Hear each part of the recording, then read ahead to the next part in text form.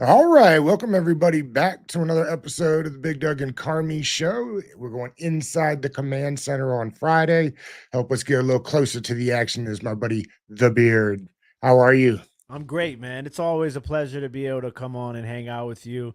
I've been, for those of you that don't know, I've been a big fan of Big Doug for a very long time. Great guy, and I absolutely love what you guys do here, you and George. Good people doing great things. I love it. I appreciate it. We've double dipped on Authentic and the Beard this week. We had your buddy Authentic on That was a Wednesday. fantastic show. I thought the three of you guys were really good together. I really, really enjoyed it. I was like, the first 9 minutes I watched, and I was like, I gotta pause and like tell everybody like the first 9 minutes in was really good. I mean, you guys, everything you guys do is good, but the conversations between the three of you guys I thought went really, really well. No, I appreciate that. Listen, as you well know, Authentic's about as smart as they get, and it's impossible to replicate what the guys that played the game know. Hmm. They just understand it on a different level than we do. So I was fortunate. Justin asked me to come on his podcast before the season started to talk about the NFC East. So he repaid me that favor, and I really enjoyed it. I'm glad that you did because Yeah. I definitely did. But you know how this works. The best shows are the best shows because you enjoy them. Hmm. Right. Like if I didn't like doing this, I would have quit doing this a long time ago. Yeah. It certainly isn't for the money, as you well know. All right, let's get to the Commanders. We're just about the halfway point. What were your expectations before the season started? It's weird, like expectations, like it can mean so many different things. I didn't really, I tried to play this very cool. Like I didn't want to shoot for the moon. I also didn't want to like, just be like, well, let's get 6 wins. Like I just I wanted to see what it felt like to have a complete and competent organization from top to bottom. And I feel like we have exceeded those expectations. When Dan Quinn was hired, he was not my number one choice. I did not want Dan Quinn. I literally was on record of saying like anybody but Dan Quinn. And then I heard him speak at his first press conference, and I was blown away. I thought that I was like, okay, I can get on board with this guy. And so once I started seeing the staff, come together, I started to get a little bit more excited because I thought that that was very important. The way he filled in the staff was just really good, and I was excited. And then Jayden was my guy all along. There was Okay. no question and no doubt about it. I thought he was the best quarterback, the most pro ready. Caleb, him and Caleb, I guess you could have gone 1A, 1B, and then I had Penix at number 3. So when I saw Jayden Daniels, everything came to fruition, and we got Daniels. I said, okay, like I started kind of put things together. And then I looked at the schedule, and I was like, when I was putting together my prediction, I was like, I want to give us 11 wins so bad. And then I was like, everybody's gonna think I'm crazy if I say 11 wins. So I'm pretty sure, if I'm not mistaken, I had picked Philly to finish first at 11-6, and then I had Washington at 10-7, and then I had the Cowboys at 8-9, and then the Giants at 7-10. So we're pretty much on par. I thought there was a couple of games that we won early on that I thought that we were going to lose. Preseason, the Cincinnati game being one of them. Yeah, I think offensively we're pretty much. Defensively, we started off slow than what I thought. Offensively, we're pretty Yeah. much on pace with what I thought I expected. I'm very impressed with our ability to run the ball because for those of you that don't know, I am a big fan of the run. I am RTDB, run the damn ball all the time. So for me, that's been probably the most impressive. The big difference in like the little things, like the third downs, like what it's been like for this team over the God knows how long. It's the little things like third downs and penalties and sustaining drives and defensively giving up the big plays, like those just sort of things that just like break your back. And when you're a bad team, it makes things even more magnified. So I think we're ahead of schedule. We're better than what I thought we were going to be, but we're still at it's not that we're early in the season, but we really have benefited from the schedule that was placed in front of us, so Yeah. I really want to see what things are going to be like when we play Pittsburgh, when we play Philadelphia, when we play Dallas. Those sort of games are going to have a little bit more of a significant meaning moving forward. Yeah, it's funny when George and I did our prediction show before the season started. I think I was right there at 10 or 11. And I swore going into that thing, I was not going to be the guy that got to 11 wins like I do every year. But it's just the way that they broke down. I always divvy up the East Yeah. between, home and away, and the rest of them seem reasonable.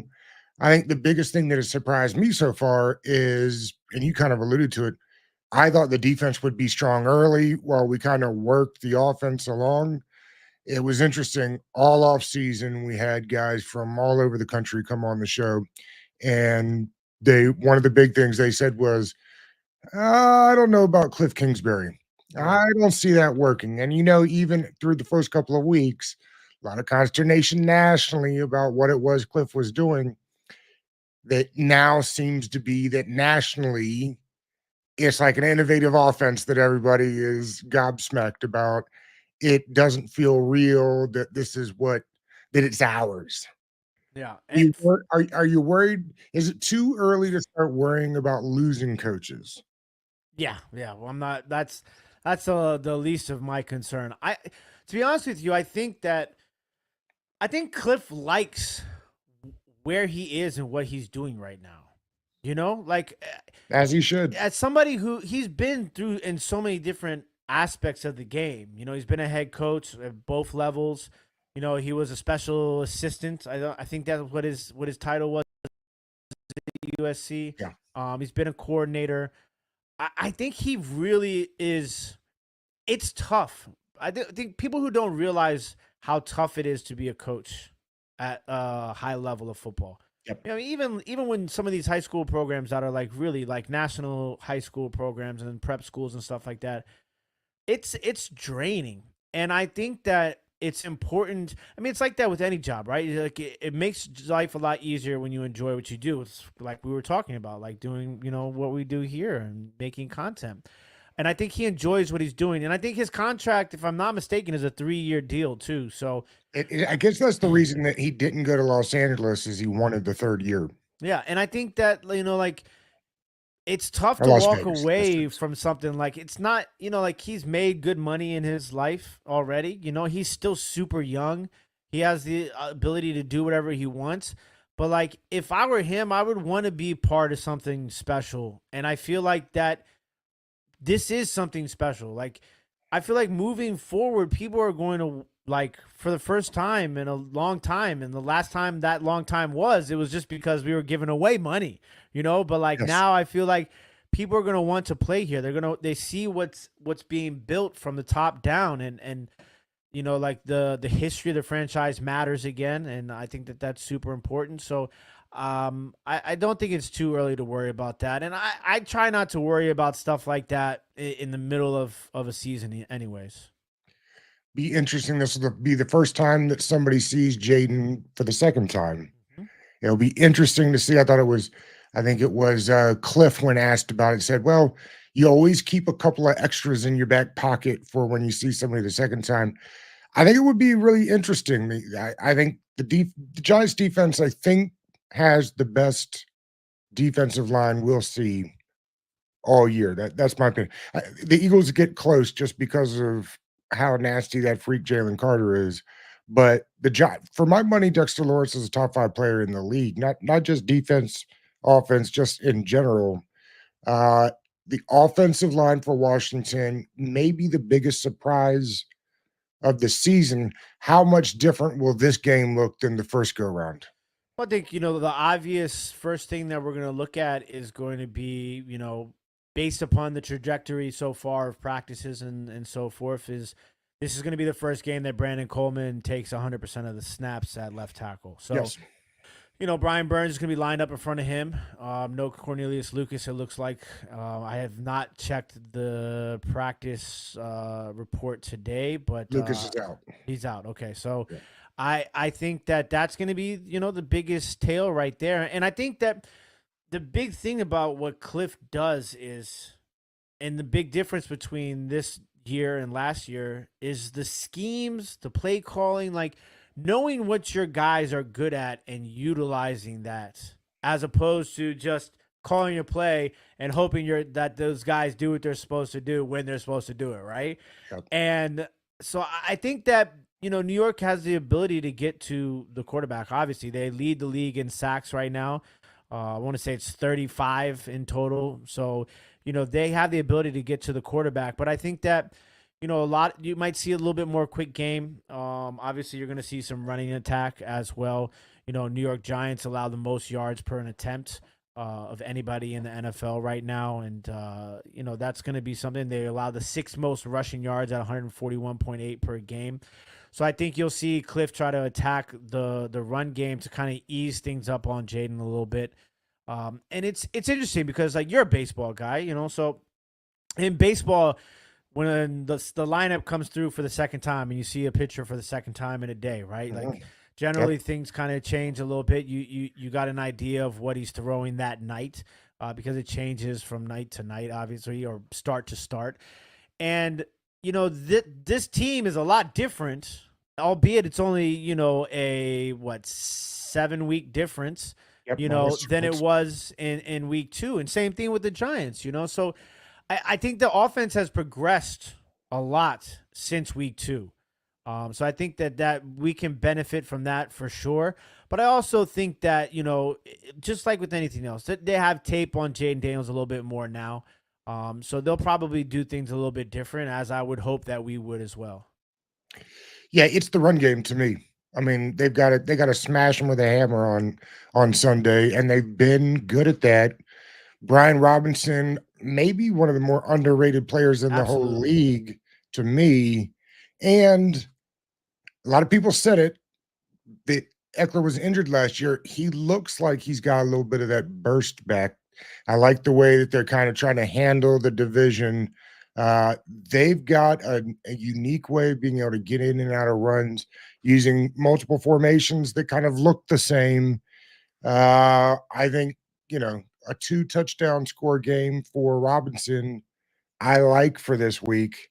It feels Yeah, like that's not a crazy thing it's anymore. not, right? And the interesting thing, one of the biggest things, one of the biggest differences to me from week 2 to week now or to this week is outside of the Chicago game, they've been, they were leading in red zone attempts, but they were kicking field goals, and that's what they did in that Giants game. Other than the Chicago game, they've been turning that into touchdowns. That's what they'll have to do this Sunday. Absolutely. And you talked about it. Like, they lead in a lot of statistical categories, offensively, or not even just lead, but in the top 3 to 5 in most categories. Red zone offense, though, they're 24th, Yeah. 51.4%. This New York Giants defense is really good in the red zone.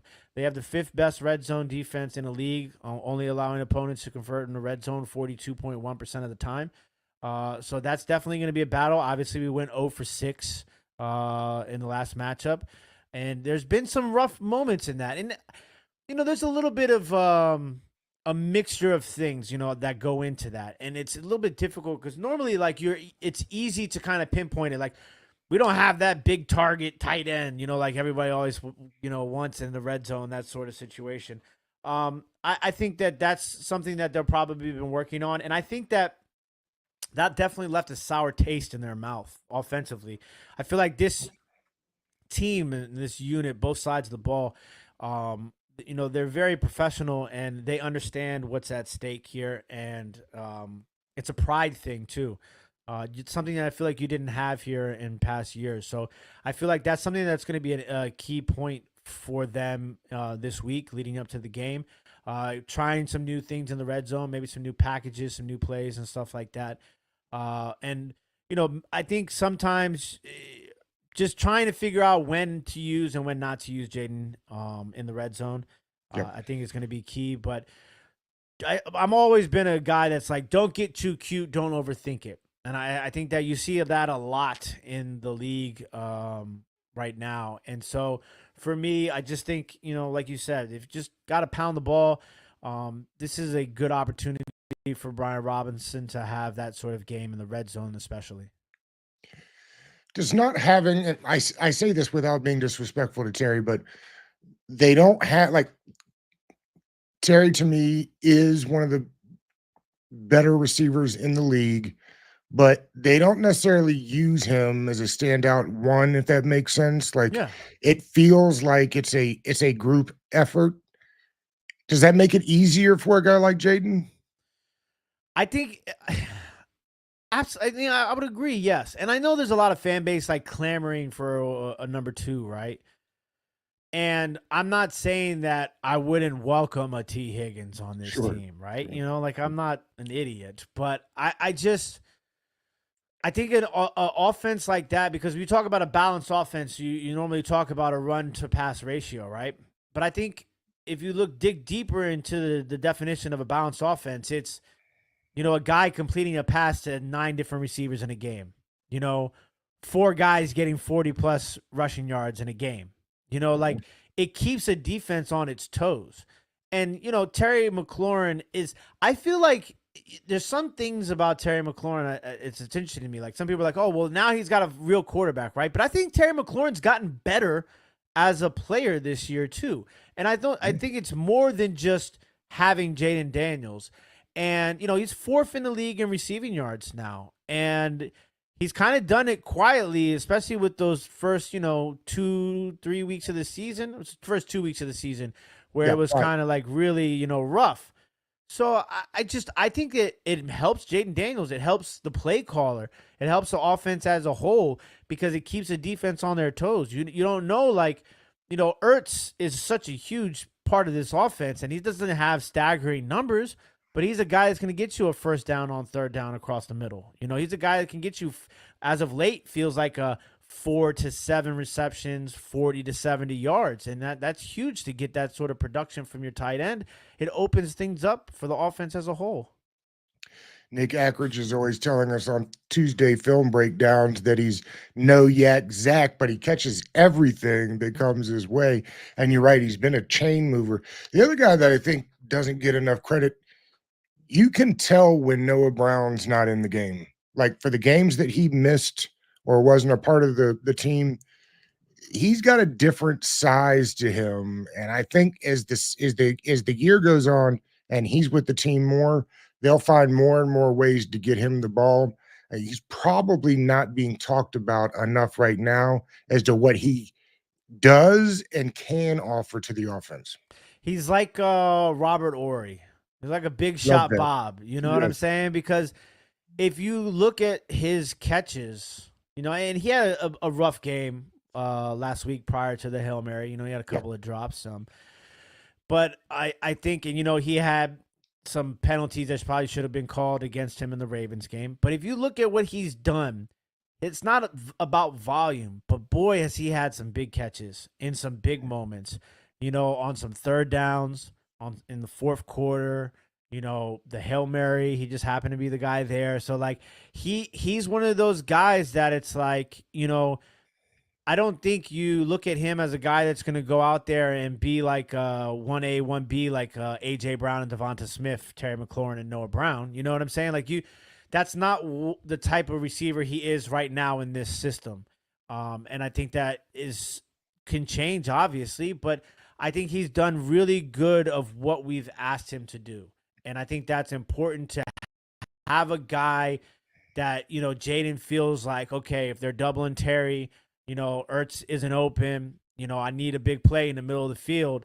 Noah Brown's going to be there. So I think that that's an important aspect that you are fortunate to have in an offensive system. They signed Luvu to a 3-year deal, Wagner to a 1-year deal. Would you be extending Wagner the 2 years to make it even with Luvu? I'm sure I think you could do that and not really hit you, cap wise, and I'm sure you could probably get that with an out. It's just I think that's more of a Bobby thing than it is, an Adam Peters thing. Yeah. Just about if Bobby really wants to play for another 2 years. I think Statistically, he's a top 10 linebacker in a lot of these stats that you look at for the position, and I think that that's huge. And once again, like I can't stress it enough. Like people are excited. It's not just the fans. Yeah, It's not just the yeah, guys on the team. I mean, there's an excitement that's surrounding this organization that we haven't seen, obviously in 20 plus years. I mean, we've had splashes of it, like RG3 and Alfred Morris and, like Pierre Garçons and Santana Mosses and stuff like that. Guys that were a big part of this franchise through the bad times. But I think, yeah, I don't see why it would be a bad problem. I mean, as long as he's up to play, it'd be good because you can kind of it gives you an opportunity to draft a guy and have him here and learning, behind one of the greatest to do it of all time. I mean, Bobby Wagner will go down as one of the best linebackers of all time. I wholeheartedly believe that. yes, I He's agree. not necessarily like the big name and he's not the flash but man, if you look at the consistency of that guy's career, it is out of this world. And Yeah. for me to be able to play that position for as long as he has at the level which he has, you just don't see that very often. So I would love it. I think that it would fit with the team. I think it would fit with the money. I think it's just going to come down to if that's something that Bobby wants to do for another couple 2 years. Yeah, you kind of subtly hinted at it, and I've said it loudly the last couple of weeks to George. Uh, Washington is slowly becoming a place that guys around the league are going to come to play because of what they've got going on here. And I agree. You said at the top of the show, and I will agree with you. Dan Quinn was not my first choice either. But as I've gone back and kind of looked at what he's done and where he's been, Seattle built something that people wanted to come for. Of course, he was just the defensive coordinator there, but I mean that's that he grew up in that kind of system. I think people forget when he was in Atlanta, Ron Rivera era, and we don't go backwards too much on this show, but like that defensive minded head coach was fine to win games 21-20 and get up out of there. Like if you look at what they did in Atlanta, I mean, that was Kyle Shanahan offense. That was Steve Sarkisian, before he got the help that he needed. So I mean, what I'm saying is I like the notion that they are player friendly without being that odd player friendly type coach.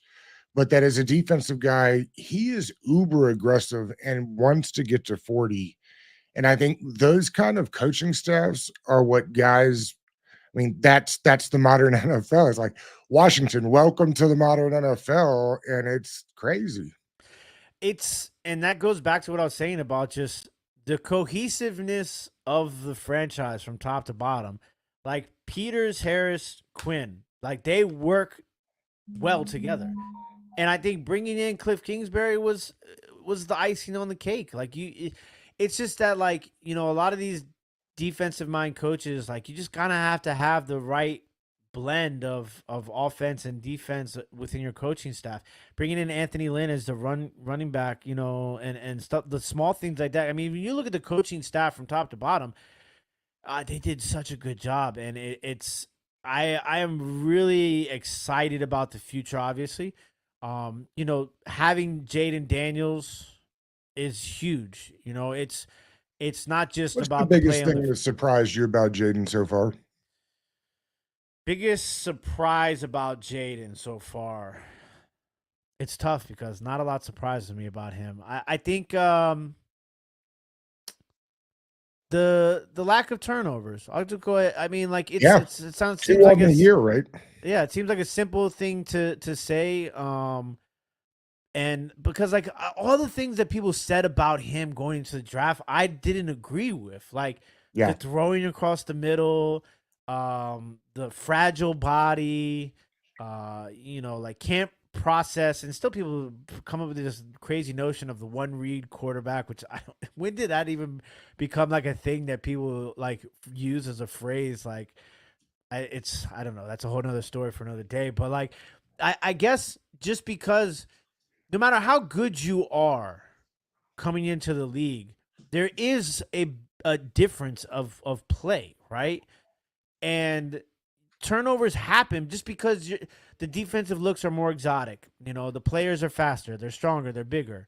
And then going into this year, not being confident in our offensive line and our wide receiving core, because it's crazy that it took Jahan Dotson getting traded for me to realize that our wide receiving core was bottom of the league. You know what I'm saying? Because we all had high hopes for Jahan Dotson. I still wish the guy nothing but the best. I think he is a talented guy. Just needs to find his rhythm again.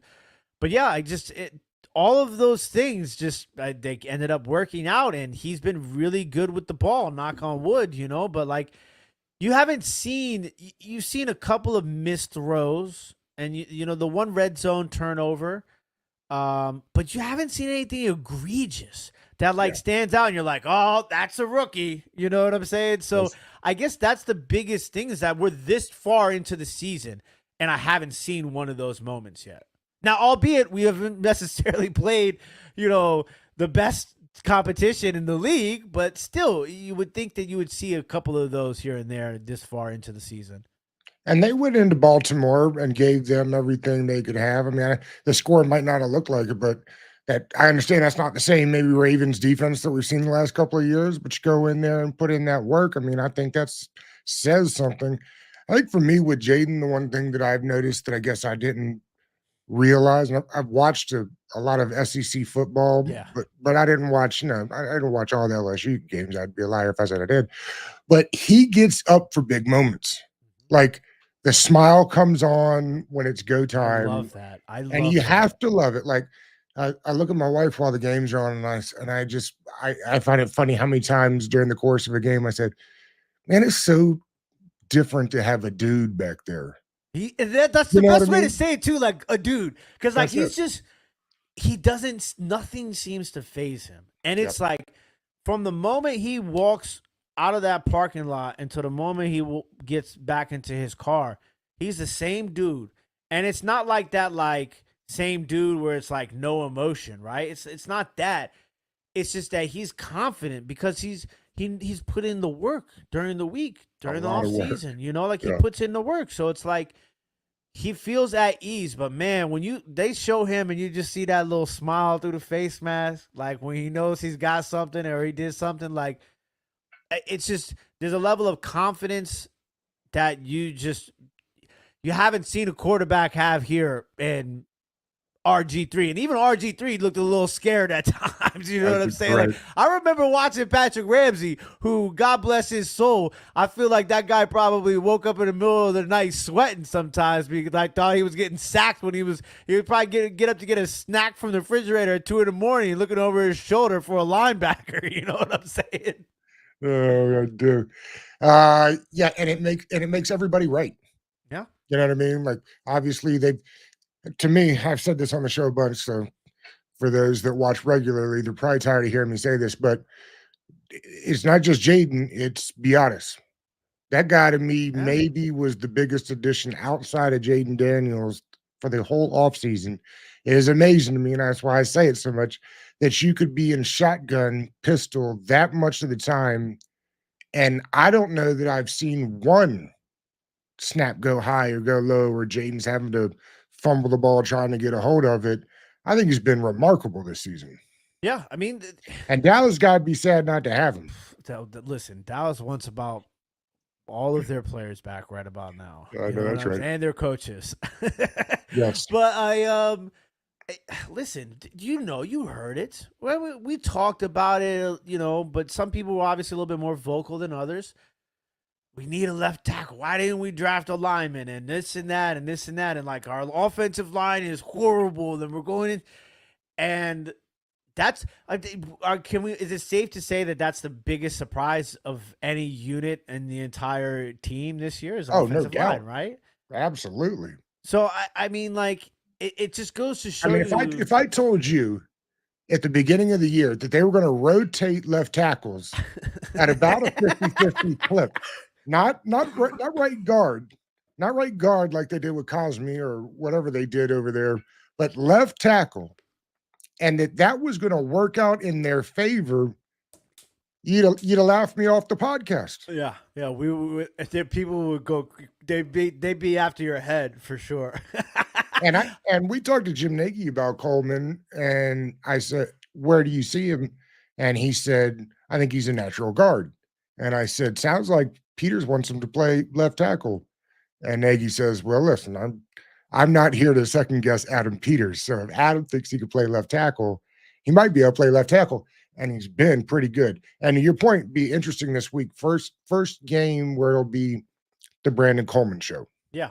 And I thought, just to double down on Brandon Coleman and a little bit more love to Justin Pugh and Authentic. I thought that was a hell of an analogy that he had when you asked him about maybe moving Brandon Coleman to right Yes. tackle.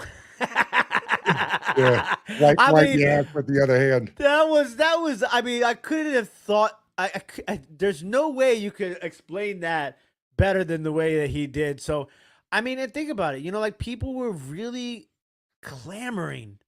Why aren't we trading back up into Yep. the first round to get a tackle? And I watched some tape on Coleman before the draft, and I was impressed. And I saw it. I could see, him playing left tackle. And once again, they're doing everything the right way. Like they didn't necessarily throw him to the wolves. They didn't overspend on anybody. I feel like on anywhere across the board. It's almost like they're playing Moneyball, but with football right now. Mhm. Like they've found the right guys that fit what they want to do. And like people were making a big. I remember the day Jahan Dotson got traded, and there were people who were upset about that. There Yeah. were fans that were upset about that, and they're like, what does it mean? What do you mean he's not the player that you want? And then it's not necessarily anything against Jahan Dotson. It's just that these guys who are in charge now, they want things to be done a certain way. They have a plan. They have an ideology. This team has an identity, which is something that we have lacked for years upon years Yep. upon years. Like even when the defense is not performing well, it's a different level of performing bad than in previous years. The lack of effort is never there.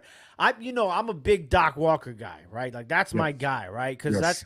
that's kind of like my mentality. Like I'm a trenches guy.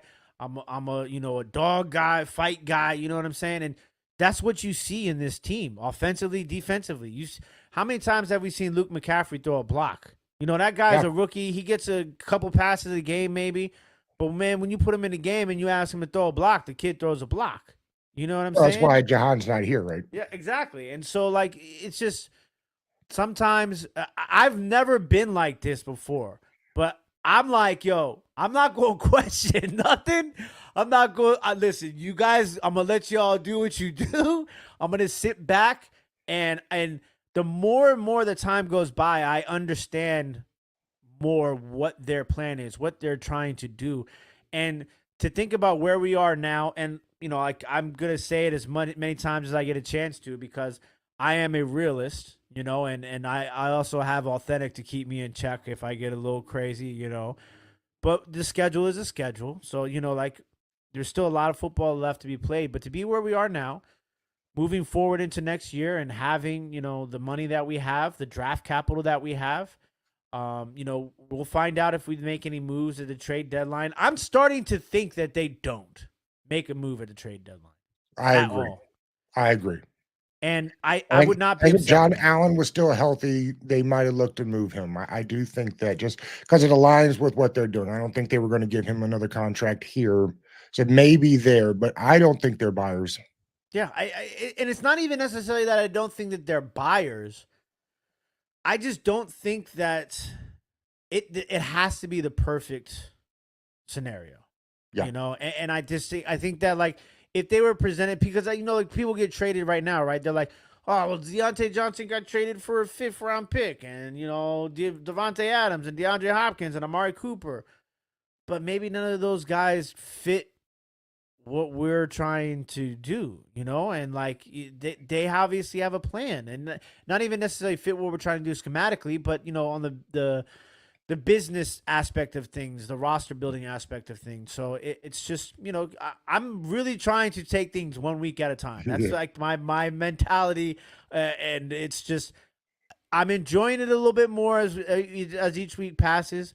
But I'm also, reluctant. I'm remind myself, it's the Panthers, it's the Browns, and I don't think, going into this week, like it's the New York Giants, but it's the New York Giants. The New York Giants historically have played us well recent years. I know this is a different everything, and I know that I don't feel, big shout out to Stoner over at Ref the Rep District. the I heard district. him Yep. talking about this and about how they've performed in cases where he thought there would be letdowns, and I didn't even really think about that until he brought it to my attention. And so I think that this unit is just different. The Bobby Wagners, the Frankie Louvus, like it's not just Terry McLaurin anymore. Like Yeah.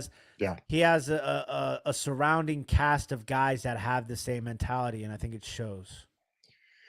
Feels like Adam Peters is on the biggest heater that anybody has ever been on. I mean, seriously, we were talking about this the other day. Where did he go wrong this offseason? Like, I mean, just starting with Dan Quinn and building that, that was not, I mean, that was not a popular choice by a lot of people. It was the right choice. I mean, look at the free agents. Yeah, Dante Fowler Jr. looks like the guy that got drafted in the first round out of yeah, Florida, right? He's been in the yeah. league like 8 years now, even to the kicker. So I mean, big credit to him. I just Johnny Newton. Think Johnny about how Newton. many people were losing their mind. Why did we just draft a defensive tackle in the second round when our two like highest paid guys, best players are already defensive tackles? And this is why. A guy goes down, Johnny Newton steps in, and leads the league in every statistical like interior defensive line stat last week. In like We his haven't first had a like guy real like that. start. We haven't had a guy like Deron Payne and the John Allens of the world are not the Johnny Newtons of the world. That I I am not saying that he is Aaron Donald. I'm not saying that. Yeah. But that switch he has from the inside reminds me a bit of the get off that Aaron Donald had. And this is only his first year and he's coming off of an injury. So obviously he will get better. But no, I think again, look at the draft picks. And we haven't even got McGee on the field yet, who a bunch of draft gurus told me before the season started, like, that's a JOK from the Browns kind of guy. Like, he's going to be exactly what you want a linebacker. It's going to be exciting to have him back.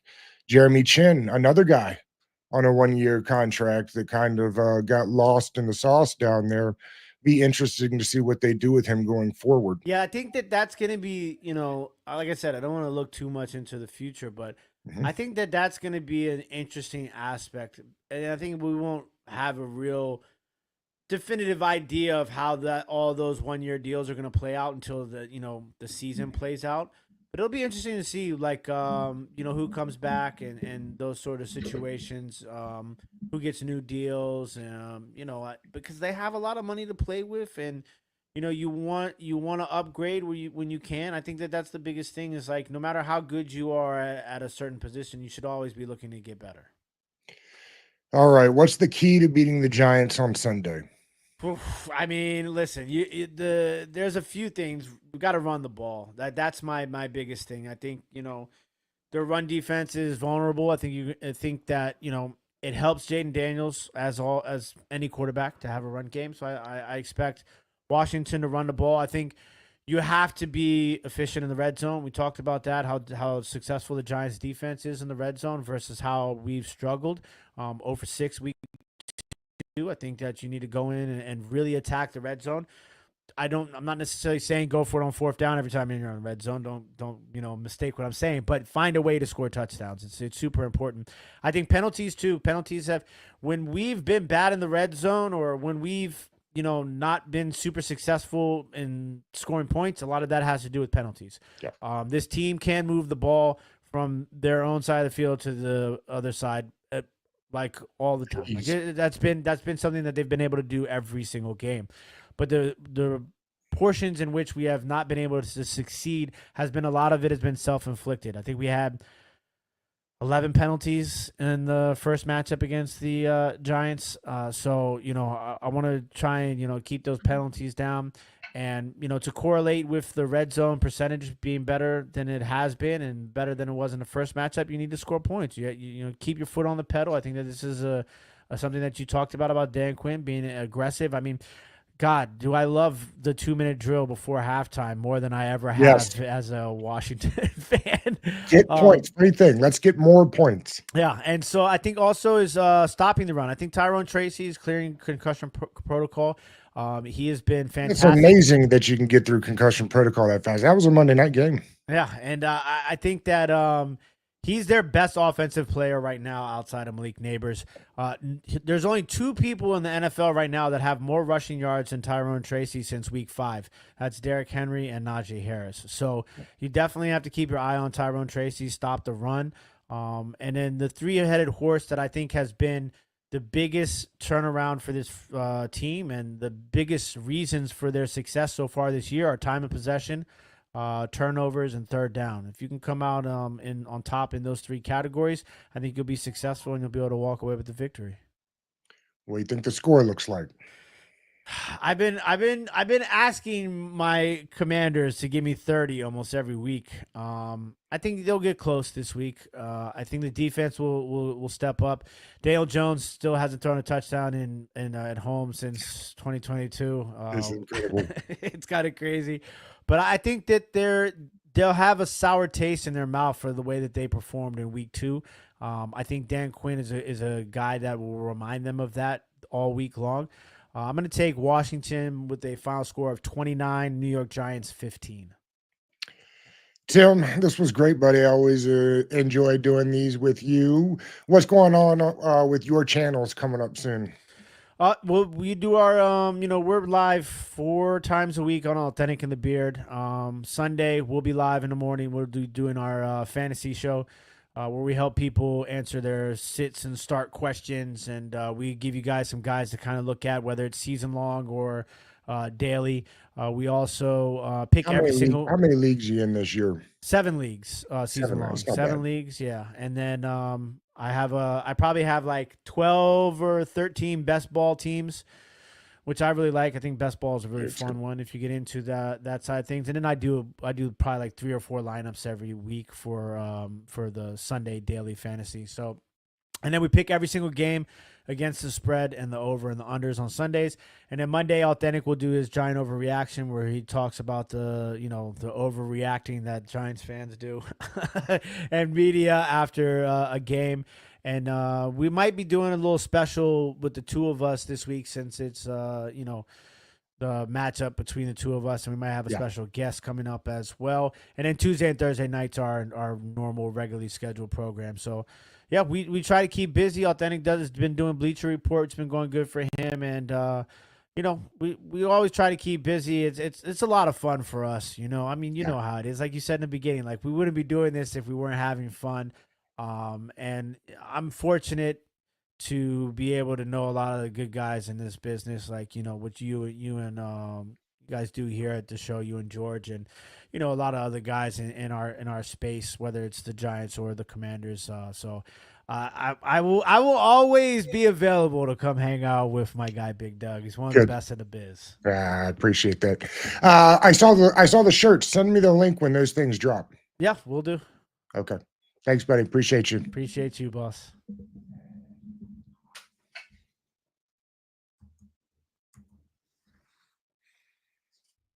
All right. Well, let's do we. No, we didn't. Hold on here a second.